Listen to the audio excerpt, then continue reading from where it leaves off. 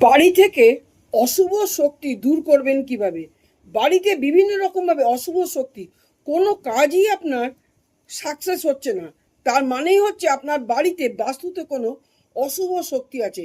এই কাজটা করে দেখুন তো। এক গ্লাস পরিষ্কার পরিচ্ছন্ন জল নিন। জল নিয়ে ওই গ্লাসটার দিকে তাকাবেন। সন্ধেবেলায় করতে পারেন, দিনের বেলায় করতে পারেন। কি করবেন? এটা প্রত্যেক দিন করতে পারবেন। 21 দিন করতে পারেন, 41 দিন করতে পারেন, বা 43 দিন করতে পারেন। এক গ্লাস জল নেবেন, নিয়ে ওই গ্লাসটার দিকে তাকিয়ে এই মন্ত্রটি অবশ্যই বলবেন, ওম নম ভগবতে নরসিংহায়। মন্ত্রটি বলবেন 11 বার, 21 বার, নাহলে 51 বার।